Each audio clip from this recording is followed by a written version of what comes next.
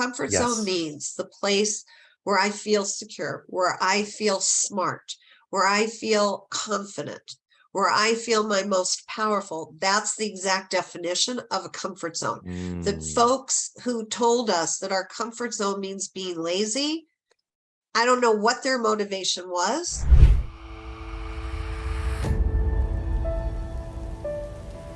Hello and welcome back to another episode of Leads to Growth. I'm your host, Chris McCoy with the National Association of Sales Professionals. And today we are, what do you know? We've got another special guest. We are honored to bring Stacey Hall to the show today. Thank you for joining us, Stacey. I'm very honored to be in your studio, Chris. So thank you. Absolutely. We got this virtual studio now, but we're going to have you over here in Austin to the Music Hill Ranch. We'll do the live studio recording next time. We talked about this before. Austin is my favorite place in the whole wide world, so it wouldn't take much convincing to get me there. I love it. I love it. So Stacey is the best. She's got 3 global best-selling books out. Actually, 5. 5 now. Yeah, but who's counting? You got to update that LinkedIn, Stacey. My goodness. Yes, I will update that link. The newest one is what really intrigued me, and we had some really good short conversation on which I'm really looking to unpack a little bit more. Is the new one, Selling from Your Comfort Zone? I assume this is the newest book, correct? It is. That is. All right. And how long ago did this come out? Just a month ago.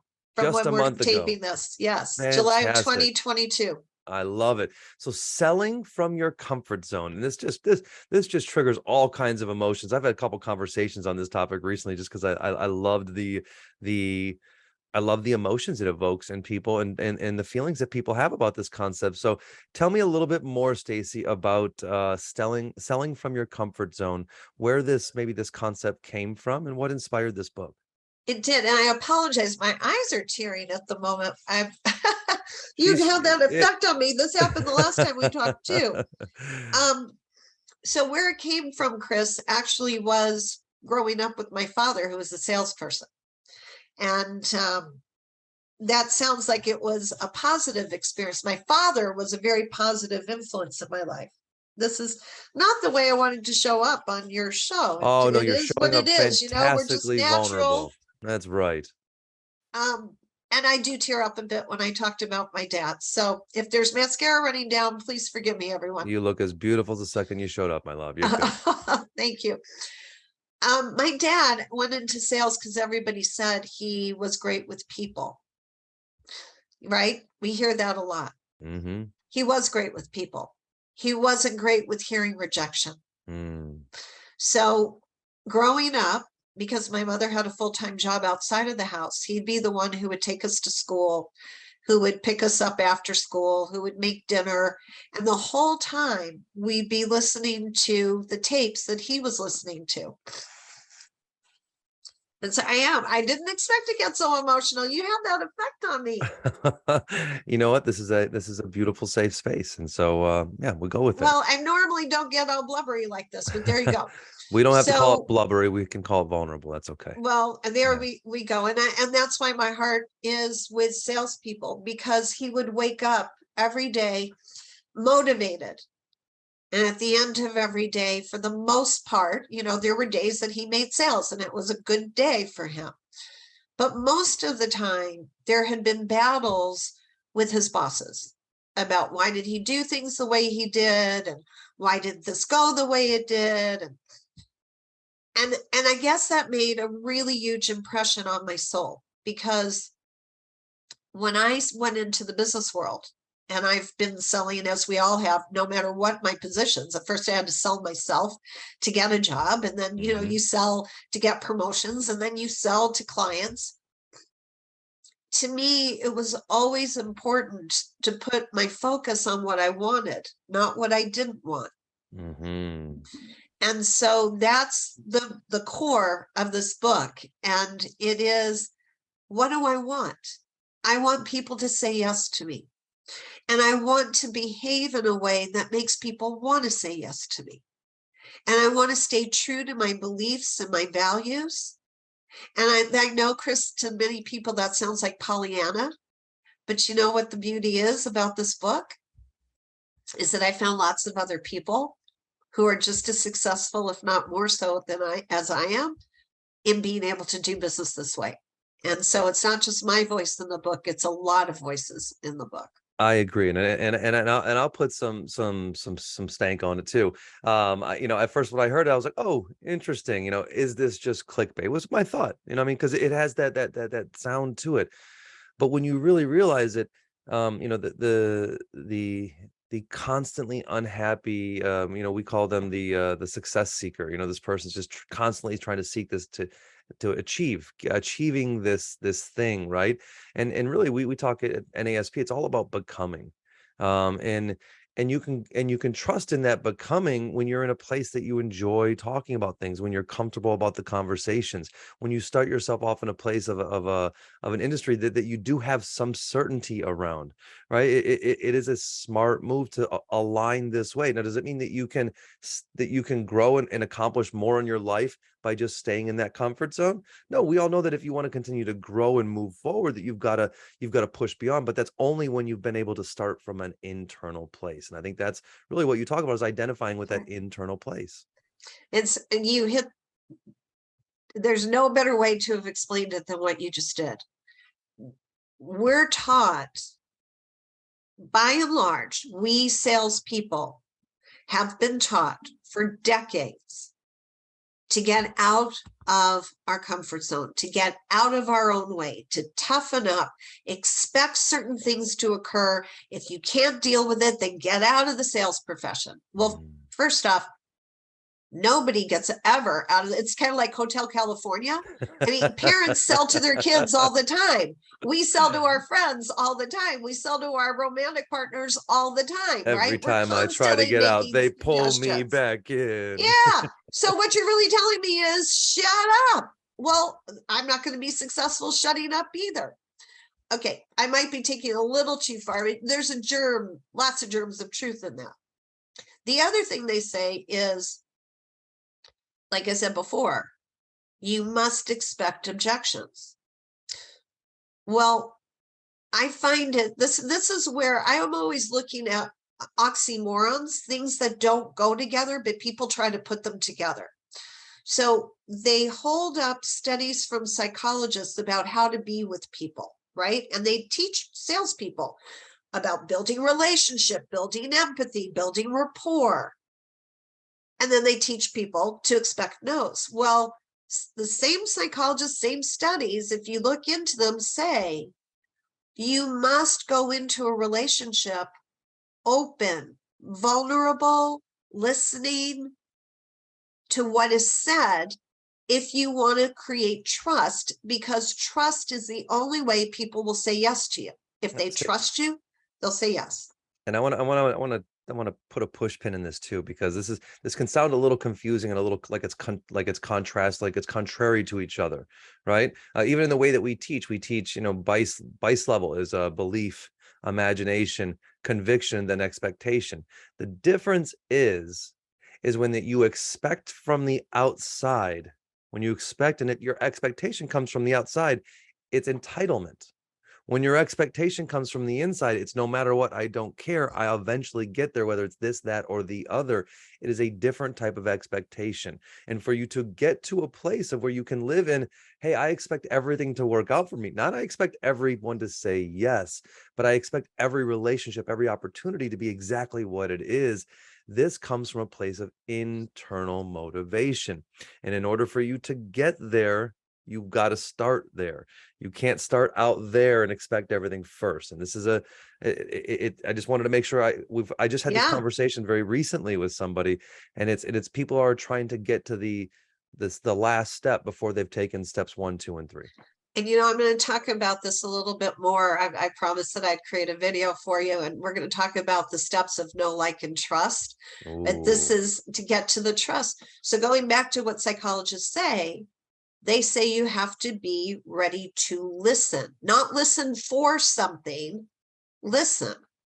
Well, if sales training teaches people to listen for the no, what sales psychologists also say is the word no has an automatic negative effect on the brain waves.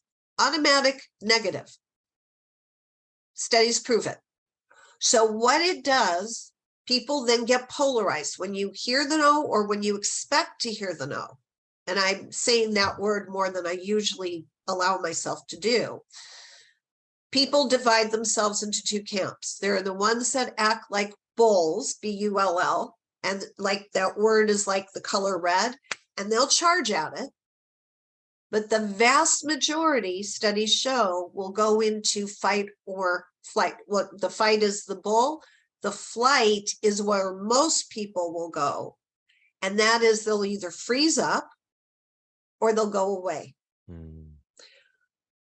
Well, considering that for decades, it has been harder and harder to fill sales positions, I think we might have the reason why that is. It's so funny you say this, and we teach the 4 laws of focus. What you focus on, you find. What you focus on grows. What you focus on seems real, and eventually, what you focus on, you become. And if we take this in effect to the no, if you're expecting the no, what you focus on, you find. You're going to find no's. What you focus on seems real. That no is going to seem real to you when we know that it is not, right? And then also, what you focus on grows. The no becomes bigger than it actually is, and then you become that no. You become the no. You're bringing the no to the party. You're the no that they're finding and everywhere that they go. And so it's this law. And when you seek to yes, here's the thing. The magical thing is when you seek to hear yes, what happens when you get a no? It doesn't stop you. You don't freeze. You go, oh, this is just another step on my way to my yes. I love that, Stacey. And I love the way you put it. Not only does it stop you, in order to be able, so there is a strategy. There's not a script, but there is a strategy of steps that help you be able to feel confident that you will get the yes. And it begins with first understanding our own passion. What am I passionate about in life? What would I love to teach people about, either to share it or to actually teach it? Then what products line up, or what services, or why did I go into business to help people with this? From that place, it is very easy, social media, yay, to find people that will want to learn how to do that, or will want to say yes to have that solve the problem they're dealing, whether in corporate or in consumer. Either way, if we get a no, it is usually because we did not do our homework well enough ahead of time to make sure that person matches the ideal audience. And notice I don't use the word target. I like that. And not only did we not do our due diligence on the front end and the marketing and the prospecting and those aspects, or our research, right? Right. Maybe also we didn't do a proper job in selling this person and presenting to this person. Because usually when you're presenting, your outcome is to present any potential objections that could come up, any challenges that might stop this person or prevent this person from buying. You present those up front so that you solve those questions before the person asks them. Well, in my book, I say we don't. Okay, I say, tell me more. I'm gonna agree with you that we might not have identified the ideal audience well enough. Okay. But presenting becomes so much easier. It doesn't. That's why I say ditch the script. There's nothing to present. If we have done our due diligence, if we approach somebody to build a friendship, and I always say, if you don't have time to build a friendship, then you don't have time to be in business, because that business does not have us become something else. We create friendships and relationships the same way, whether we meet people at a party or we're meeting people on social media, whether we want them to become our friend for a lifetime so we have things to do together, or whether we want them to become a friend and a customer for a lifetime so we're constantly engaging in business together. It's the same person within here. I want to present that same person. So in both cases, I need to be listening. First, do I like this person? Do I want to have a longer relationship with this person? Not, do I want to get in there and do a one and done? Just let me get the sale. No. What is this person up to? Because the more I know about them, the more likely it is that I'll know how to offer. And that's where, we always hear this word, you offer, you're providing a service. For many people, that's lip service because they go in and they sell. No, I'm saying you wait until there's enough trust built where they start confiding like they would in any friend. So when you say, how are things in your world today? And they will say, to be perfectly honest, it's a really bad day. The boss is coming down on us. I'm a little concerned. Tell me more about that. Maybe I might be able to help in some way. And they do, because there's enough friendship happening. Then you can say, well, you know what? I might be able to help you with that. And maybe the help is meeting another person, connecting two people, or maybe the help is your exact product or service.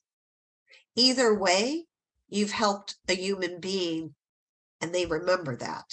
And it buys you credit in the bank, if you will. I agree 100%. And I think the difference that you're saying is that you're very specific about the language, because selling somebody can have a perception of how it's been done and how people perceive it, when in actuality, if what I would have done in that process is I would have had a conversation with them. As we talked, I would have treated them like a human. These questions or objections or potential concerns would have come up in this conversation as I engage and listen to a person, so that when it does come time to do business, we should have overcome all these conversations because we had a conversation, not a presentation. I think is a proper word. I love that. A better Conversation, word. not presentation. That is Yes. so beautiful. And I'm gonna give you credit for that. I'm writing it down. Conversation, not presentation. And I know I get a little bit passionate and intense about this, and it is a mission for me that we change this, because everybody who reads the book, and all my clients that I've had prior who encouraged me to write this book, it's like taking shoulds off their shoulders. It's taking weight off, that they don't have to learn a script perfectly, that it's no longer about, did they do it right? The reason the person said no is because they didn't do it right. It's, what if we just had some fun with the people? What if we got to know them and had conversations? And what keeps coming, it's so funny. I'll have to reach out to him. I'm going to give him a shout out. Pete Hoffman. Years ago, I was an advertising account executive in Chicago, and I bought media because it was a boutique agency, and he represented a radio station. And I was getting pitched all the time, and I would get gifts all the time, and blah, blah, blah. He's the only one who ever came in and started telling me about his life to this day. I mean, this is years later. I know about his wife. I've watched the kids grow up from afar. We're still in touch through social media, even though we don't live anywhere near each other anymore. And over the years, he's referred people to me. I referred people to him. And of course, I bought from him over and over again, because anybody who employed a person like that, I knew he would make sure that my clients got great attention, and they always did. I mean, it was, first off, his station was a match for some of my clients. So of course I wasn't just doing it, but to have this decades-long friendship that started by him walking into my office and starting by asking me about me and then sharing a bit about himself, it was refreshing. I love it. And I want to put, and listen, and I love your passion. And please, I brought you on the show because of that passion. So don't take any of that away. And I think what you're saying is important, very important. Our language is far more important than we give it credit for. Words have meanings to us, deep meanings to us, and sometimes symbols in this world. Sales is a symbol more than even a signal or anything for us. And so I think it is very important that we choose those words wisely. And I like how you doubled down on that. I also think it's I want to put a caveat on this as well too, that this isn't just I would believe that Stacey's not just saying, hey, let's go in and just make friends everywhere you go and just have fun and do this. There still has to be a structure to the conversation, the call, the process, all these different things. But I think it's what becomes a priority and then how you do it, I think, are the two big factors that you're making a big different a differentiation on. Beautiful. So the structure I call 8 steps to a sale, and I've recorded this and I will make that recording available however you'd like, Chris, to everybody who's watching this. Awesome. And yeah, so there's actually steps you take. Listen, I say make friends with everybody who you want to make friends with. If it's a business relationship, there are appropriate ways to make friends. Yes. But okay, so I'm not saying No, you're just up for a party. There is time spent up front identifying who the people are that you want to have a relationship with. And so let me give an example, and it'll be a little bit funny. So on LinkedIn, right? You and I are both on LinkedIn. I'm sure most of us are on LinkedIn. It's a good place to be if you want to make connections with people who are doing business. I can't begin to tell you how many connection requests I get. Now, my profile is fully developed. I say exactly what I do, what my mission is. My book is there. So yesterday, I get a connection request from somebody who wants me to hire them. I've never met them before. Oh, excuse me, I apologize. It wasn't even a connection request. It was an in-mail request that all they did in their connection message was tell me about them. There were no questions about me, right? And no actual connection requests. Like, if you want to build a relationship, you can send me a connection request. Anybody, you can follow me. You can read my blogs, right? You can see my profile. You can see my endorsements. Why don't you talk to me about what you saw rather than pitching yourself to me? Stacey, this is beautiful, because what people are doing when they're doing this, we all know what this is. This is that person out there playing the numbers game. That's right. right. I'm gonna upload a list and send spam, throw feces against the wall, as we used to say, and see what sticks. Right. Spaghetti against the wall.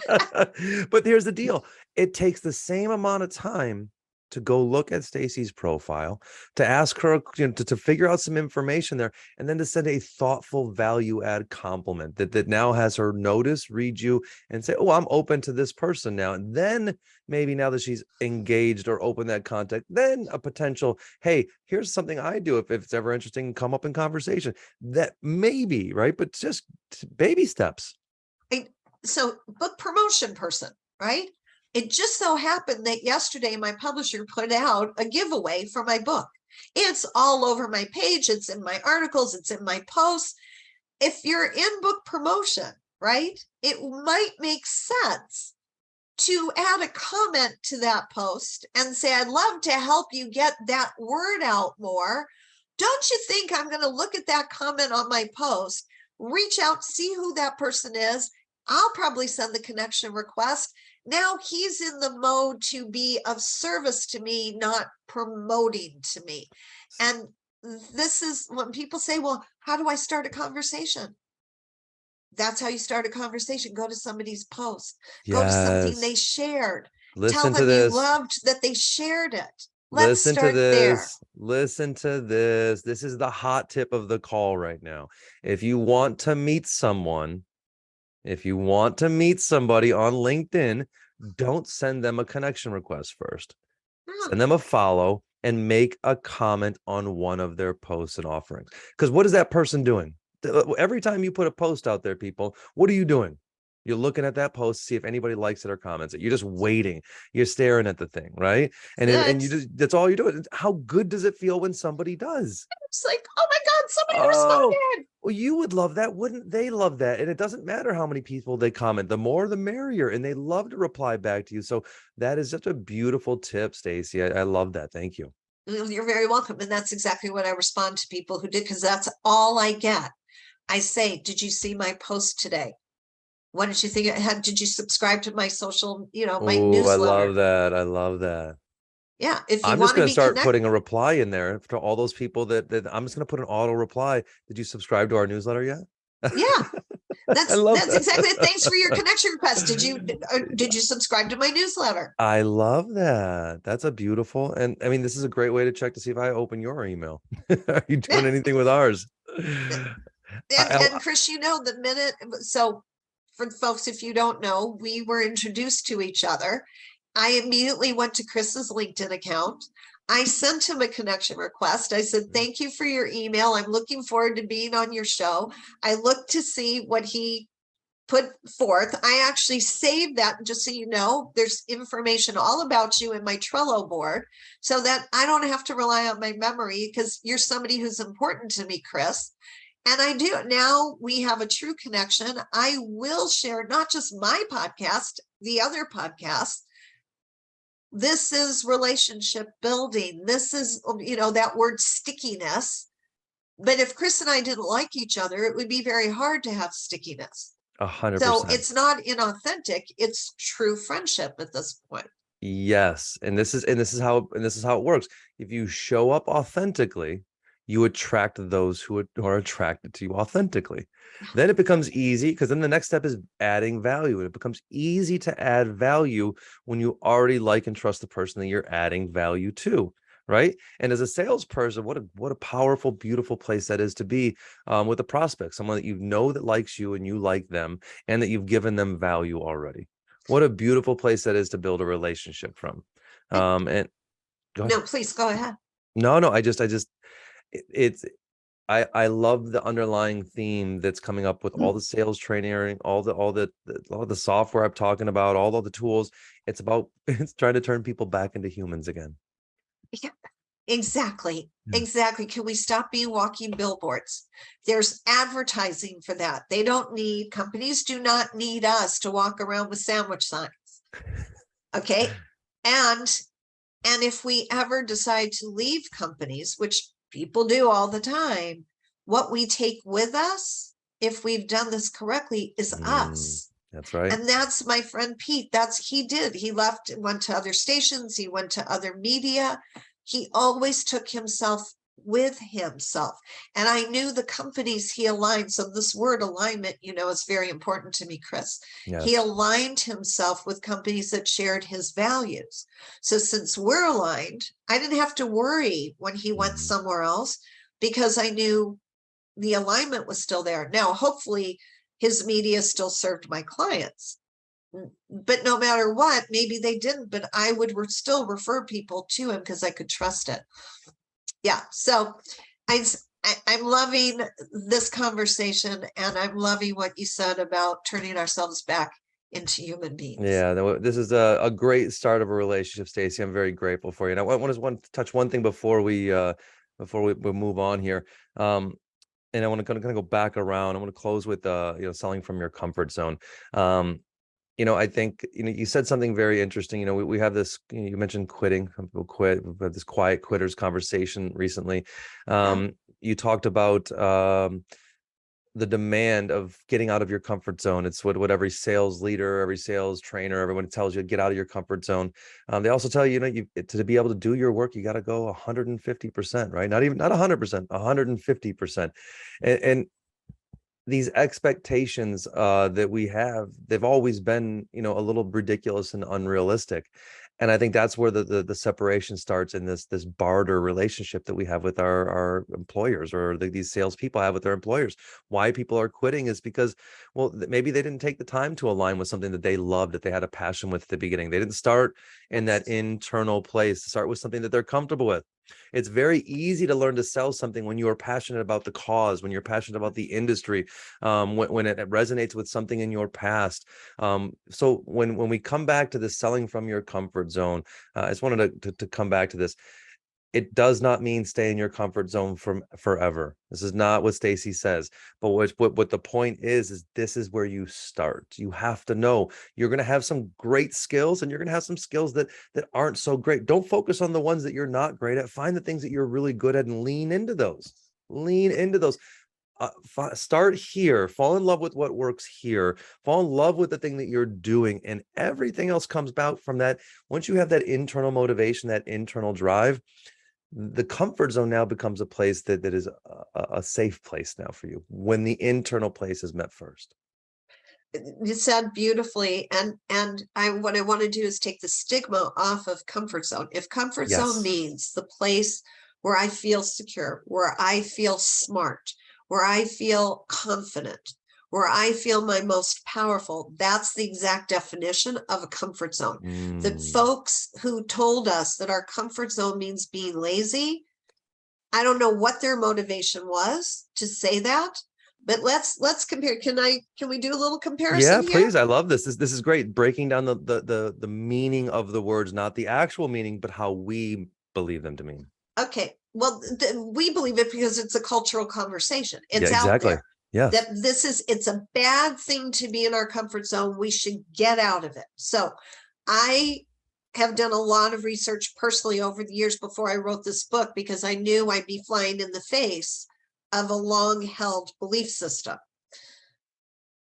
People say they do believe they need to get out of their comfort zone. People also say they never want to be out of alignment with their core values. So when I ask, where do your core values live? Inside your comfort zone or outside your comfort zone? They're 100% in my comfort zone. Well, then why is your comfort zone bad? Conversely, if I say to people, what's inside your comfort zone? They'll list everything off, the things that they do well, the things that they enjoy, that all the good parts of their life. When I say, what's outside your comfort zone? 100% say, I don't know. I don't know. It's all the things I don't know how to do. Okay. What makes you feel better, stronger? To expand your comfort zone or to get outside of it? 100% of people will tell me, expand the comfort zone. Exactly. Do more of what you enjoy. Learn skills based on the things you already know how to do. Then I'll say to them, you can kind of get a sense of your circumference of your comfort zone, right? It's kind of like a rubber band. It's got some circumference, but it's also able to move. What does your outside your comfort zone look like? Wide open space. Listen, these are the answers I've been getting for years. Okay, so where are you in that wide open space? I don't know. And Chris, this is when this kept coming up over and over again, I have to question, what do people who tell other people to get out of their comfort zone, what are they gaining? I know what they're gaining. I won't say it here, but I know what they're gaining. They're gaining putting people, well, like I said, I'm not going to go there. I will let other people fill I in would that rather have blank. you. I would love to hear. Tell me, please, Stacey. Well, I won't name names, but I'm Yeah, just so going to please don't. say, Yeah. what would be the benefit to somebody who's a sales trainer telling people to get out of their comfort zone? It means it keeps them weak. It keeps them needing to learn. It needs, and this is what happens. So If I'm people get, constantly uncertain, I need my certainty from you, or I'm constantly uncomfortable. If I need my, there we go. Okay. And there we so go. I like this. And I also like you said how you said expanding your comfort zone, right? And when you're expanding your comfort zone, you're doing it proactively. You've got a vision. You've taken proactive action, and you're extending yourself proactively, not just randomly, and you're doing it for a cause, to push for something that you want. So it is a different perspective. It's a different act. It's a different feeling. Yeah, I like that. Yeah. So that's it. That's what it is. And I'm on a mission to get people back to their strength, back to their power, back to their comfort, and not be embarrassed or make excuses for it. When we're comfortable with ourselves, other people are comfortable with us. Other people trust us because we feel trustworthy, as opposed to, what was that I was supposed to say right now? What was that in the script? I don't really remember. And we have no, truly, if most salespeople saw themselves the way their prospects see themselves, whether in person or on social media, and you can feel they're not with us. If you're in person, you can see their eyes go up. What was I supposed to say to this? And on social media, the messages that come across are misspelled. They don't make sense. They sound canned. You know what they are, Stacey? And I just figured this out. The word comfort zone and this whole thing, all it is this, it's a symbol that activates a pattern in people. It's a trigger. It's a trigger. People Yes. people don't think when they hear it. They don't go through the time to dissect it, to ask the questions. It's just a trigger word, a symbol word. And I think that's what you're getting at is, look, it's take the time to unpack it, take the time to look at it and to really go through this process. And I think I love that you've taken the time to put this on your back and to have the passion to bring this forward. I think it's a conversation that people really need. I think it's really a lot about self-love. And All about, please let me acknowledge you. You said it. It's about self-love and honoring our calling. So back to you. and look, anything that brings us more self-love, what I've known is the more that we love ourselves, the more we appreciate ourselves, the more that we love and appreciate those around us, the more that we love and appreciate the world, and the more the world love and appreciates us. So I'm all for your cause. Love what you're doing. Can't wait to get some blog content from you. Y'all keep an eye out. We've got some blog content coming from Stacey, and we're definitely going to have her back on again. We'll be doing some more and bringing some more conversation to this. And we might even find a way, Stacey. I'm thinking we do something with I don't know, we'll do something with a book giveaway or something like that. We could do some type of thing where we bring some people together. We'll talk about it. But y'all, thank you so much for being here. Stacey, thank you so much for joining us. Show us the book. What do we got? Show us the I'll book. show you the book. Yeah, this is it. There we Published by go. Maricola Publishers, available Audible, Kindle, paperback, any country in the world. If it's not on your bookshelf, just tell them to order it. It's in their catalog. It's probably already bought. Whatever they ordered in is probably gone. Chris, I would love to do a book giveaway, so I'll write you about that. And yeah, we're ready. Awesome. Let's change the world of sales together, one salesperson at a time. I love it. I love it. All right, y'all. Y'all can find Stacey. Where can they find you, follow you, all those fun things? Okay. Well, my website is probably the best place. Easy. Stacey, Stacey and ANN Hall, HALL, StaceyAnnHall.com/about. /about. And then from there, you can check everything out. There you go. You can find her there. Check her out on LinkedIn, y'all. Thank you so much for being here, Stacey. And thank you, y'all, for tuning in. This is Leads to Growth. And we know everything does lead to growth. The wins, the losses, all of it. If you just have a little awareness, it all leads to growth, y'all. Make sure you follow us on LinkedIn, all those fun things, like, comment, and subscribe. And that's the National Association of Sales Professionals, y'all. We'll be back again next week. See you then. Bye, Stacey. Bye.